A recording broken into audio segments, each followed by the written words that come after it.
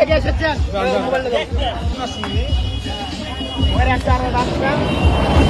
ওরা কিন্তু ছাড়বেন না,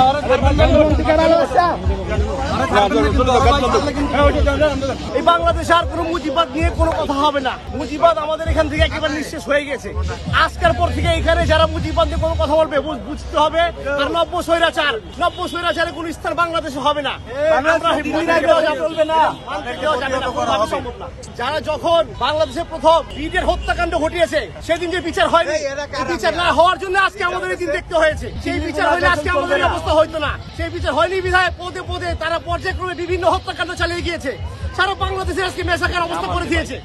দেশে আজকে কোনো নিরাপত্তা নাই। এখন পর্যন্ত দেশের কোনো অভিভাবক নাই। আমরা যে বলি অন্তর্বর্তীকালীন সরকার, এই অন্তর্বর্তীকালীন সরকারের নির্লিপ্ততায় আজকে দেশের ব্যবস্থা অবস্থা অনেক খারাপ হয়েছে। প্রথমে আমরা কোনোভাবে বিচার ব্যবস্থা পাচ্ছি না। আমাদের বিভিন্ন অঙ্গ সংগঠনের নেতা কর্মীরা এখনো জেলে আছে, তাদের কোনোভাবে আইনের কোনো সুরাহা হচ্ছে না। সেখানে এসে বলে তারা বঙ্গবন্ধুকে চায়, বঙ্গবন্ধু বাংলাদেশ, বঙ্গবন্ধুকে ভালোবাসে। বঙ্গবন্ধু কে ভাই? বঙ্গবন্ধু নিশ্চয় সে আমরা। বঙ্গ মানে কি? বঙ্গ মানে বাংলা, বন্ধু মানে বন্ধু। আমরা সবাই বঙ্গবন্ধু, কোন একজন বঙ্গবন্ধু নাই। পৃথিবীর ইতিহাস সাক্ষী কোন স্বৈরাচার চিরদিন থাকে নাই। এটা তাদের স্পিকার যে ছিল কানা হামিদ, সে বলেছিল, তখন তারা মানে নাই।